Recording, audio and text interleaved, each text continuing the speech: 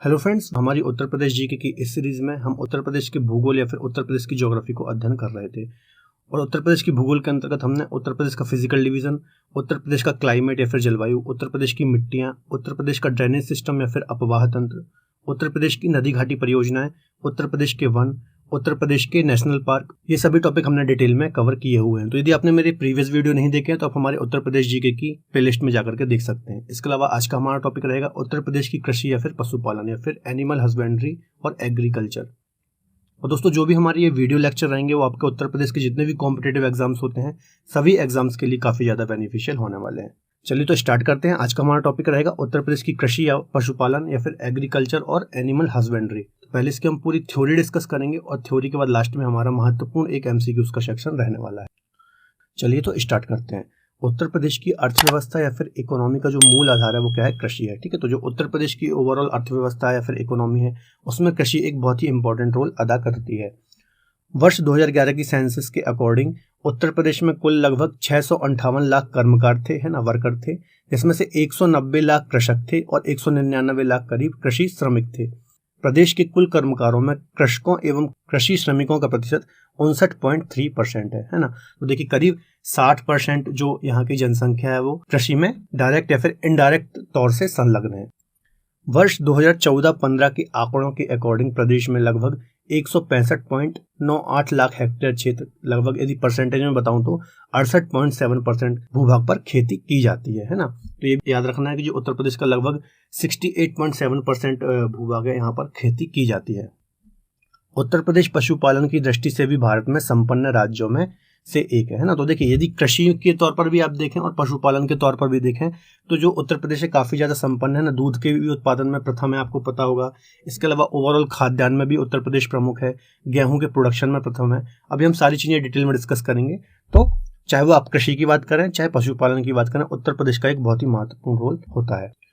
प्रदेश के सकल राज्य घरेलू उत्पाद जीडीपी में कृषि क्षेत्र का जो योगदान है वो 26.1 है।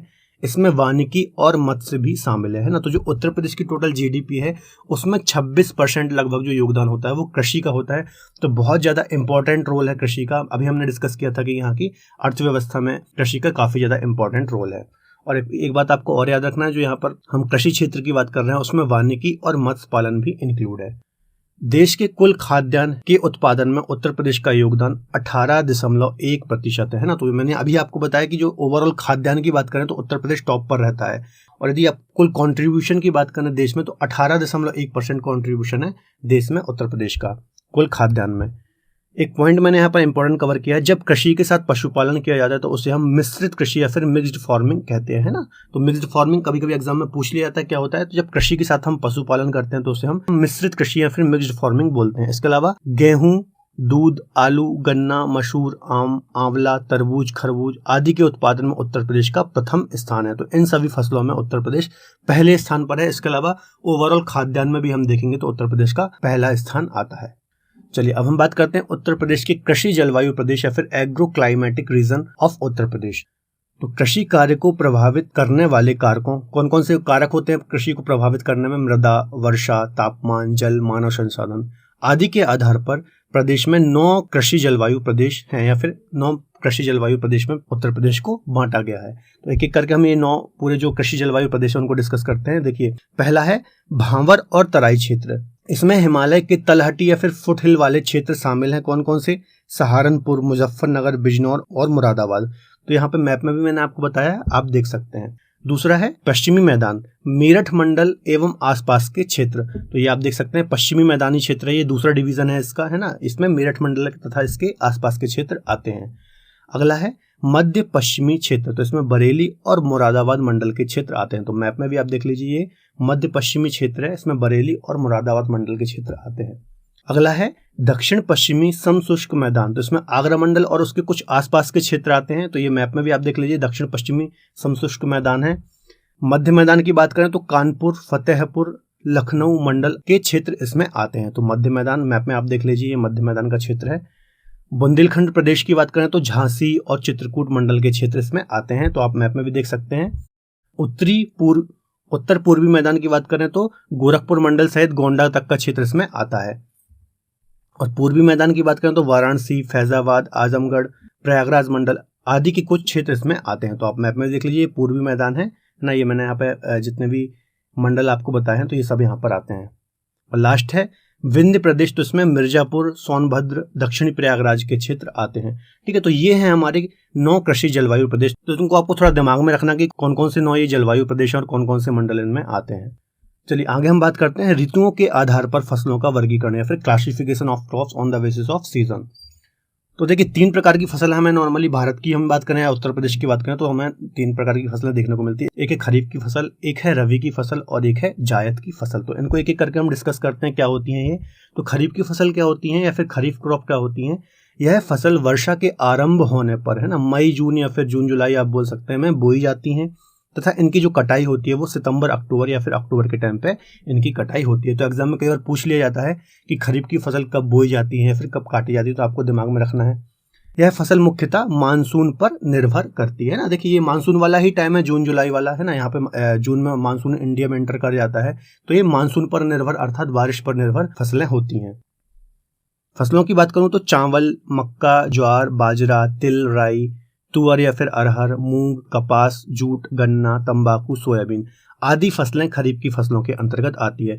तो कई बार एग्जाम में ये भी पूछ लिया जाता है कि इनमें से कौन सी फसल खरीफ की है या फिर रबी की है। तो ये फसलें भी आपको याद रखना कि खरीफ के अंतर्गत कौन कौन सी फसलें आती हैं। अब यहाँ पर कुछ मैंने अलग से एक फैक्ट कवर किया है या फिर इंपॉर्टेंट कुछ फैक्ट कवर किए हैं। देखिए ओवरऑल यदि हम देश में बात करें तो कुल खाद्यान्न में प्रथम नंबर पर कौन आता है, तो उत्तर प्रदेश आता है ना। यहाँ ये हम फसलों के उत्पादन में जो अग्रणी राज्य हैं उनकी बात कर रहे हैं। गेहूं के उत्पादन में उत्तर प्रदेश टॉप पर आता है। चावल के उत्पादन में पश्चिम बंगाल प्रथम पर आता है और द्वितीय पर कौन आता है, उत्तर प्रदेश आता है। मक्का के उत्पादन में आंध्र प्रदेश प्रथम पर आता है। दलहन के उत्पादन पर मध्य प्रदेश आता है। सूरजमुखी के उत्पादन में कर्नाटक आता है। गन्ने के उत्पादन में उत्तर प्रदेश आता है और जूट के उत्पादन में पश्चिम बंगाल प्रथम नंबर पर आता है। तो ये कुछ फसलें हैं और उसके में जो अग्रणी राज्य हैं उनको मैंने आपको यहाँ पे बताया है, जो कि एग्जाम की दृष्टि से काफी ज्यादा इंपॉर्टेंट है। एक और अन्य फैक्ट मैंने यहाँ पर कवर किया है, सभी खाद्यान्न फसलें ग्रैमीनी कुल के अंतर्गत आती है। तो ये आपको याद रखना, जितनी भी खाद्यान्न खाने वाली फसलें होती हैं वो ग्रैमीनी कुल के अंतर्गत आती हैं। तो ये फैक्ट भी आपको याद रखना है। अब हम बात करते हैं रबी या फिर शीत ऋतु की फसलों के बारे में। यह फसल शीत ऋतु में बोई जाती हैं। शीत ऋतु मतलब अक्टूबर से दिसंबर के मध्य में बोई जाती हैं और इनकी जो कटाई होती है वो ग्रीष्म ऋतु अर्थात अप्रैल और जून के टाइम पर इनकी कटाई हो जाती है। इन फसलों को कम जल और औसत ताप की आवश्यकता होती है। ठीक है, तो ये पॉइंट भी आपको याद रखना है। प्रमुख फसलों की बात करूं तो गेहूं, चना, जौ, मटर, मसूर, सरसों, अलसी ये सभी फसल रबी की फसलों के अंतर्गत आती हैं। अगला है जायद की फसलें। तो रबी और खरीफ की फसलों के मध्य जो फसलें बोई जाती हैं उन्हें हम जायद की फसलें कहते हैं। इन फसलों को मार्च अप्रैल में बोया जाता है तथा जून जुलाई में इनको काट लिया जाता है या फिर हार्वेस्ट कर लिया जाता है। इन फसलों में अधिक ताप की आवश्यकता होती है। कौन कौन सी आती हैं, ककड़ी, खीरा, खरबूज, तरबूज, लोबिया, पत्तीदार सब्जियां, ये सभी आती हैं जायद की फसलों के अंतर्गत। तो ये मैंने कुछ बताया है आपको, है ना, क्योंकि देखिए ये इंपॉर्टेंट, हम कृषि पढ़ रहे हैं तो आपको पता होना चाहिए खरीफ की फसलें क्या होती हैं, कब बोई जाती हैं, रबी की फसलें का क्या होती हैं, कब बोई जाती हैं, जायद की फसलें क्या होती हैं। तो आपको एक बेसिक आइडिया होना चाहिए, इसलिए मैंने आपको ये पहले बता दिया। अब कुछ यहाँ पे और अन्य मैंने महत्वपूर्ण पॉइंट कवर किए हैं। कृषि से संबंधित कुछ महत्वपूर्ण क्रांतियां जो कि अक्सर एग्जाम में हमें पूछी जाती हैं, तो वो देखते हैं। देखिए हरित क्रांति किससे संबंधित है, खाद्यान्न के उत्पादन से संबंधित है हरित क्रांति। श्वेत क्रांति संबंधित है दुग्ध उत्पादन से। पीली क्रांति तिलहन उत्पादन से संबंधित है। नीली क्रांति मत्स्य पालन से संबंधित है। लाल क्रांति टमाटर या फिर मांस उत्पादन से संबंधित है। गुलाबी क्रांति झींगा मछली उत्पादन से संबंधित है।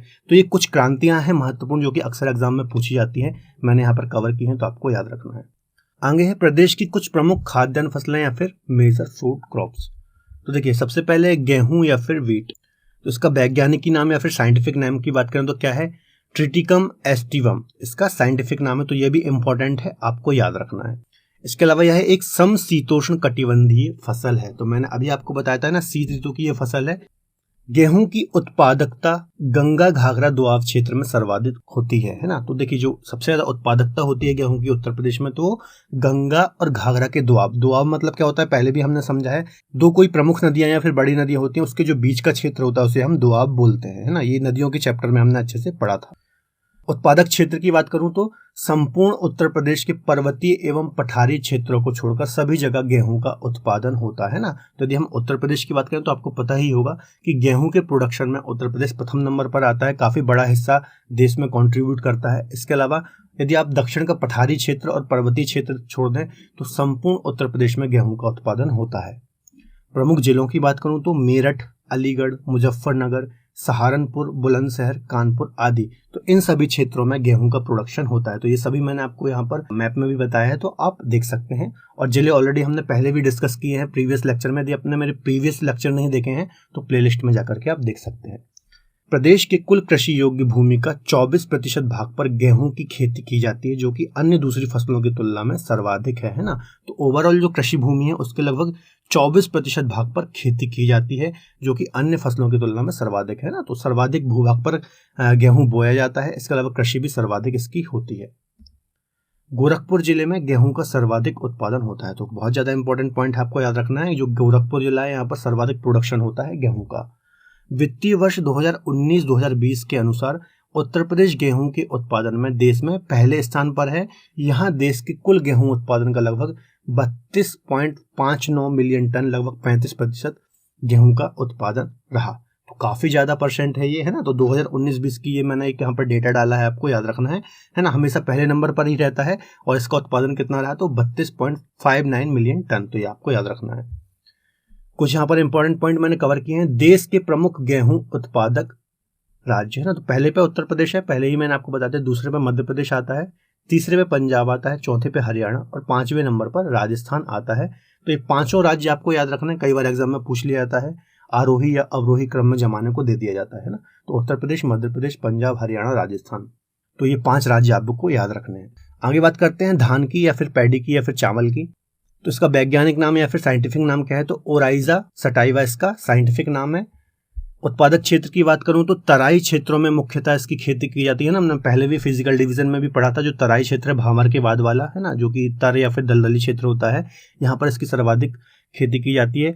महाराजगंज, सिद्धार्थनगर, बलिया, वाराणसी, प्रयागराज, लखनऊ, तो इन क्षेत्रों में इसकी खेती की जाती है। यह एक उष्णकटिबंधीय फसल है ना, आपको पता ही होगा, गर्मी वाली फसल है ये। इसके अलावा प्रदेश के कुल कृषि योग्य भूमि का लगभग 18% भाग पर इसकी खेती की जाती है ना। तो कुल जो कृषि योग्य भूमि है उसका लगभग जो 18% क्षेत्रफल है उस पर चावल की खेती की जाती है।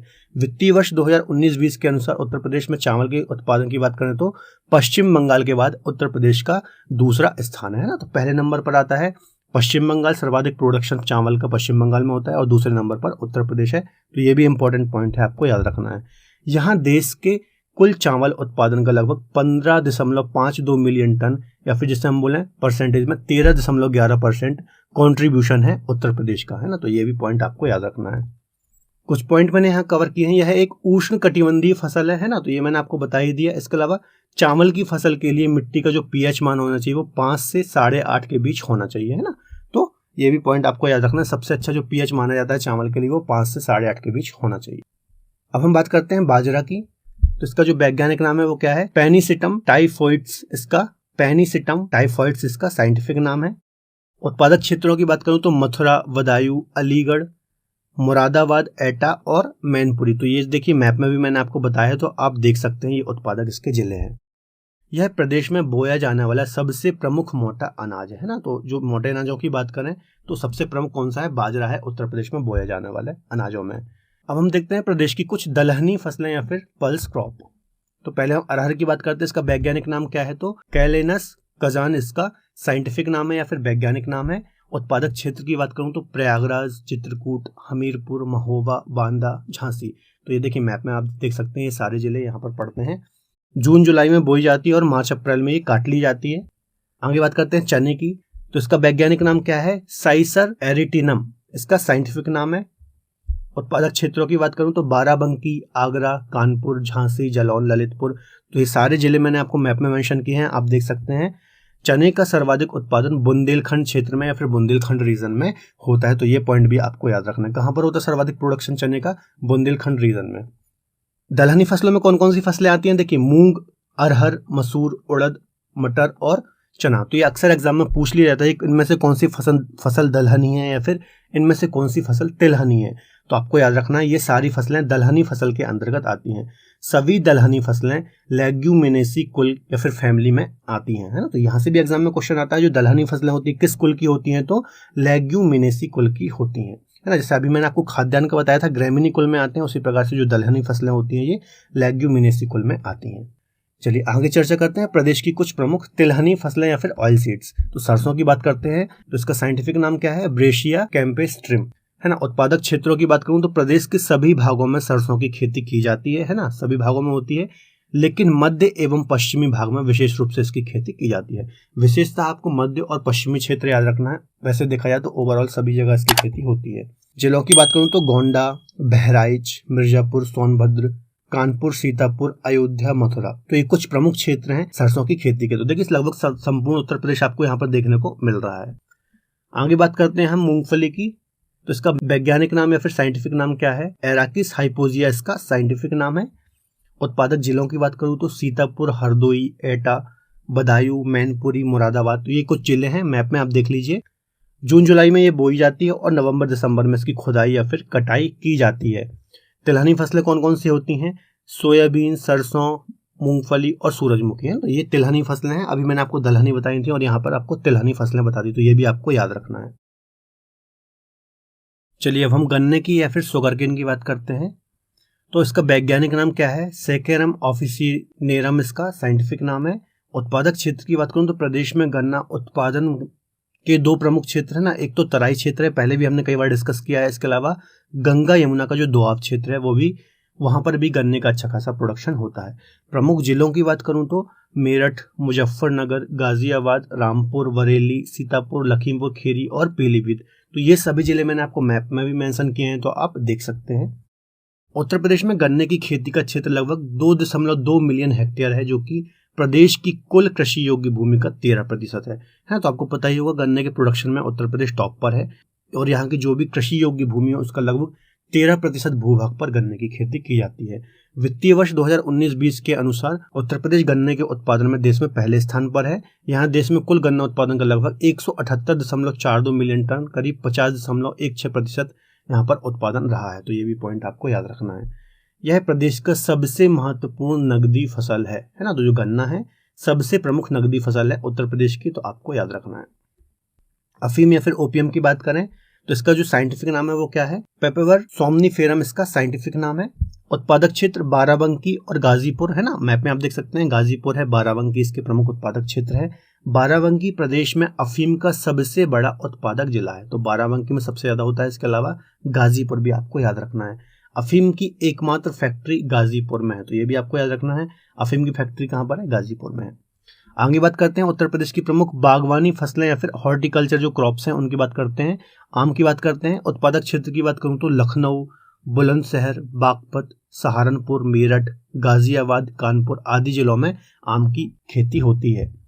किस्मों की बात करूं तो कौन कौन सी किस्में होती हैं, दशहरी, लंगड़ा, रटौल, सफेदा, चौसा, गुलाब खास, मलिहावादी, सफेदा, तो ये सभी किस्में हैं किसकी, आम की, है ना। आपको याद रखना है क्योंकि कई बार एग्जाम में पूछ लिया जाता है कि कोई भी इसमें से आपको एक किस्म पूछ लेगा और पूछेगा किसकी किस्म है, ये आम की है या फिर किसी अन्य फल की है, तो आपको याद रखना है। प्रदेश में उत्पादित आम को देश के विभिन्न शहरों में नवाब ब्रांड के नाम से प्रचारित किया जाता है, ठीक है। तो ये भी इंपॉर्टेंट पॉइंट है ना। नवाब ब्रांड क्या है, सीधे से आपको पूछ लेगा तो आपको पता होना चाहिए जो भी उत्पादित आम होते हैं यहाँ पर उसको किस प्रकार से प्रचारित किया जाता है, तो नवाब ब्रांड के नाम से प्रचारित किया जाता है। आम के प्रशिक्षण एवं प्रयोग केंद्र की स्थापना लखनऊ शहर में की गई है, ठीक है। तो लखनऊ शहर में इसका जो प्रशिक्षण और प्रयोग केंद्र है उसकी स्थापना की गई है, तो एक फैक्ट है आपको याद रखना है। अमरूद की बात करते हैं तो उसका उत्पादक क्षेत्र कहाँ है, प्रयागराज, कौशाम्बी, बदायूं और कानपुर इसके प्रमुख उत्पादक क्षेत्र हैं। किस्मों की बात करूं तो सफेदा, हाफजी, करेला, प्रयागराजी, सफेदा, लखनऊ 49 और ललित सुरखा, ये कुछ इसकी प्रमुख किस्म हैं अमरूद की, आपको याद रखना है। अमरूद के लिए प्रशिक्षण एवं प्रयोग केंद्र की स्थापना प्रयागराज शहर में की गई है ना। तो आम के लिए कहाँ की गई है, लखनऊ में, और अमरूद के लिए प्रयागराज में की गई है, तो आपको याद रखना है। कुछ बागवानी फसलों की हम बात करते हैं। देखिए आंवला कहाँ कहाँ होता है, तो प्रतापगढ़ और इलाहाबाद में आंवले का प्रोडक्शन होता है अच्छा खासा। संतरे की बात करें तो सहारनपुर, बुंदेलखंड रीजन में संतरा उत्पादित होता है। लीची की बात करें तो सहारनपुर और मेरठ। सफ्तालू की बात करें तो लखनऊ, पश्चिमी उत्तर प्रदेश में इसका उत्पादन होता है। तरबूजे की बात करें तो गंगा, सरयू, गोमती नदी की घाटी में इसका प्रोडक्शन होता है। मेंथा पेपरमेंट की बात करें तो बाराबंकी, बदायूं, रामपुर, कन्नौज इन क्षेत्रों में इसका प्रोडक्शन होता है। कुछ फैक्ट मैंने यहाँ पर कवर किए हैं आपको इम्पोर्टेंट। सन 1974 में बागवानी या फिर उद्यानी जो फसलें होती हैं उनको बढ़ावा देने के लिए उद्यान एवं खाद्य प्रसंस्करण उद्योगों का गठन किया गया। तो आपको याद रखना है 1974 में उद्यान एवं खाद्य प्रसंस्करण का गठन किया गया था, है ना। किसके लिए किया गया था? बागवानी और फसलों को बढ़ावा देने के लिए। भारत का पहला बागवानी कॉल सेंटर लखनऊ में स्थापित किया जा रहा है ना। तो जो पहला बागवानी कॉल सेंटर है, जिसे केंद्रीय उपोष्ण बागवानी संस्थान कहते हैं, तो ये लखनऊ में स्थापित है। अब हम थोड़ा पशुपालन डिस्कस करते हैं उत्तर प्रदेश का, या फिर एनिमल हस्बेंड्री। तो 1944 में राज्य सरकार द्वारा पशुपालन विभाग की स्थापना की गई थी। इसका उद्देश्य क्या है? पशु संपदा का संरक्षण करना और इसका संवर्धन तथा उत्पादन करना, है ना। तो आपको याद रखना है 1944 में पशुपालन विभाग की स्थापना की गई थी। पशु गणना 2019 के अनुसार प्रदेश में पशुओं की जो कुल संख्या वो कितनी है? 68 मिलियन है। उत्तर प्रदेश में पशुधन की संख्या के मामले में देश में प्रथम स्थान पर है, ठीक है। तो पशुधन की बात करें, अभी मैंने आपको स्टार्टिंग में ये पॉइंट बताया कि सबसे प्रथम स्थान पर है उत्तर प्रदेश।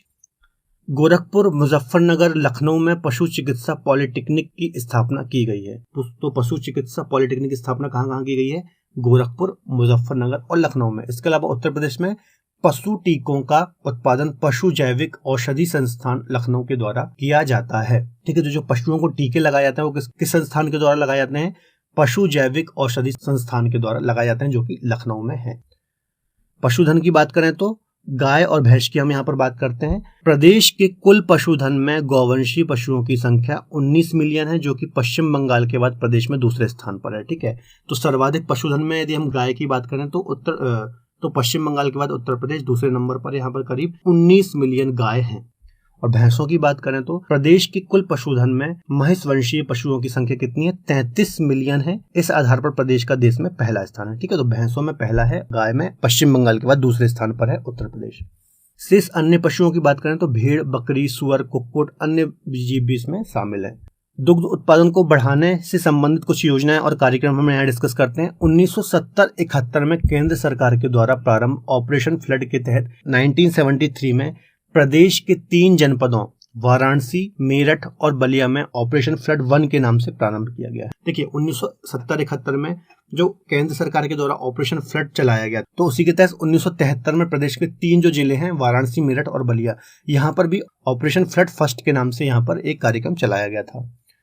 सन 1976 में प्रदेश में दुग्ध विकास विभाग एवं राज्य दुग्ध परिषद की स्थापना की गई। तो 1976 में क्या क्या किया गया? दुग्ध विकास विभाग और राज्य दुग्ध परिषद का गठन या फिर स्थापना की गई। प्रादेशिक कोऑपरेटिव डेयरी फेडरेशन 1962 में इसकी स्थापना हुई। कुछ फैक्ट हैं, आपको याद रखना है। देखिए इसमें समझाने वाला कुछ भी नहीं है, सीधे सीधे फैक्ट हैं, तो आपको याद रखना है। इसका उद्देश्य क्या था? प्रदेश में दुग्ध और दुग्धशाला का विकास करना, ठीक है। तो 1962 में प्रादेशिक कोऑपरेटिव डेयरी फेडरेशन का गठन किया गया। एकीकृत दुग्धशाला विकास परियोजना तो 1993-94 में प्रदेश में लागू किया गया। यह केंद्र सरकार द्वारा संचालित योजना थी। इसका उद्देश्य क्या था? प्रदेश के पिछड़े क्षेत्रों में दुग्ध उत्पादन, उपार्जन, विपणन एवं रोजगार सृजित करना, ठीक है। तो ये कार्यक्रम भी या फिर परियोजना आपको याद रखना है 93-94 में लागू हुई थी, केंद्र सरकार के द्वारा संचालित थी। कुछ इंपॉर्टेंट फैक्ट मैंने यहाँ कवर किए हैं। ऑपरेशन फ्लड के जनक वर्गीस कुरियन को कहा जाता है। 1938 में देश में प्रथम दुग्ध संघ की स्थापना लखनऊ में की गई थी। कानपुर में नवीन डेयरी एवं पाउडर प्लांट की स्थापना की गई। कन्नौज में काऊ मिल्क प्लांट की स्थापना की गई। तो कुछ अन्य फैक्ट मैंने इंपॉर्टेंट यहाँ कवर किए हैं, तो आपको याद रखना है। अगला है कृषि से संबंधित कुछ महत्वपूर्ण योजनाएं और कार्यक्रम। तो एक है किसान मित्र योजना। कब लागू हुई थी? तो 18 जून 2001 से ये प्रारंभ हुई थी। इसका उद्देश्य क्या था? किसानों को सभी तरह की जानकारियां उपलब्ध कराना, है ना। तो इसका आपको उद्देश्य भी याद रखना है।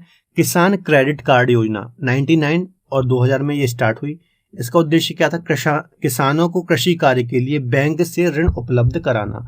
किसान सेवा रथ योजना, इसका प्रारंभ कब से हुआ? 2010-2011 से प्रारंभ हुआ। दूरस्थ निवास करने वाले किसानों को कृषि संबंधित संपूर्ण जानकारी देना इसका उद्देश्य था। अगली योजना है किसान बही योजना। तो 1992 से इसको लागू किया गया। प्रदेश के किसानों को उनकी जोतों की जानकारी उपलब्ध कराना तथा पूर्व प्रचलित जोत बही पासबुक से के स्वरूप में परिवर्तन करना।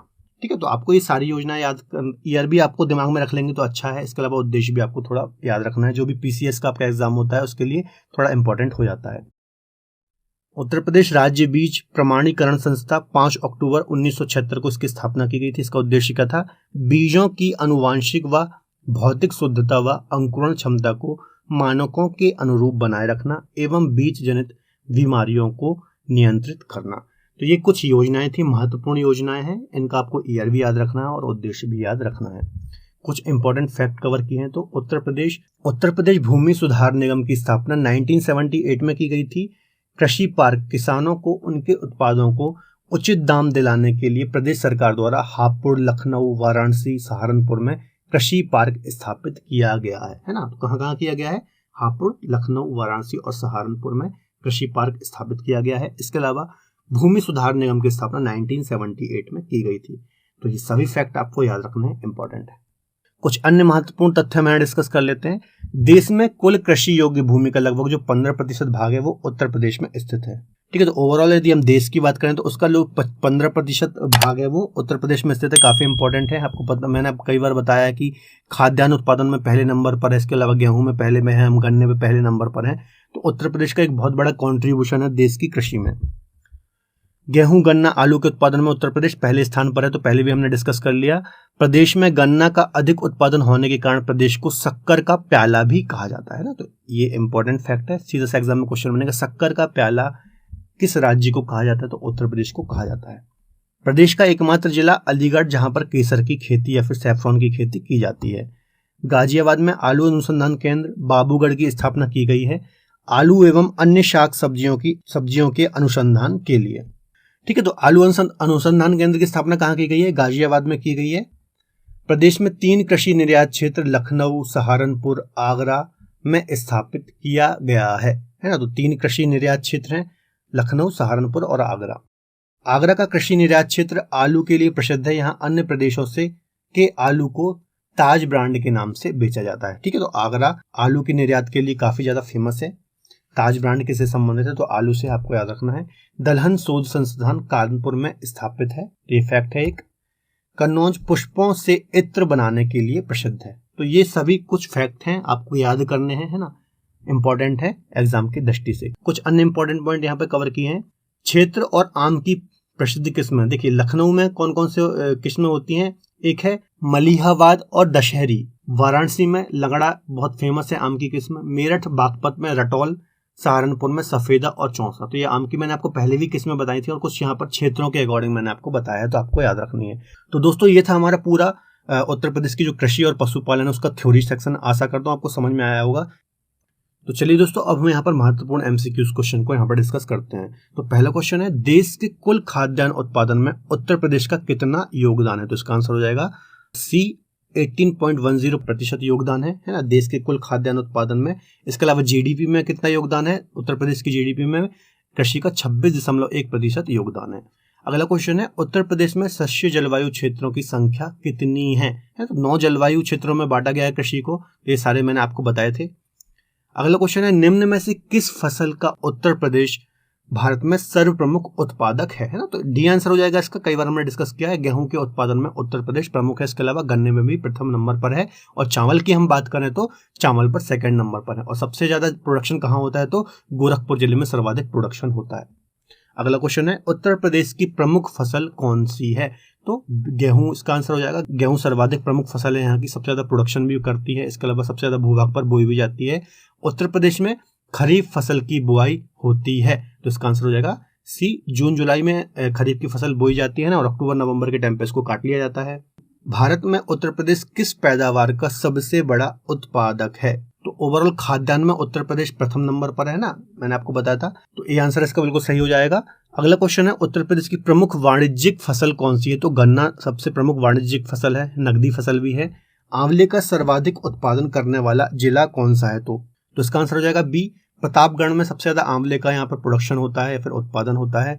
भारत में निम्नलिखित में से कौन सा राज्य गेहूं का सबसे बड़ा उत्पादक है? तो उत्तर प्रदेश सबसे ज्यादा प्रोडक्शन होता है। देखिए ये जितने भी क्वेश्चन मैंने यहाँ पर कवर किए हैं सभी यूपी पीसीएस या फिर अन्य एग्जामों में आए हुए हैं, तो बहुत ज्यादा इंपॉर्टेंट क्वेश्चन है और सारी थ्योरी हमने डिस्कस कर भी ली है। ठीक है, तो ये सभी क्वेश्चन काफी ज्यादा इंपॉर्टेंट है।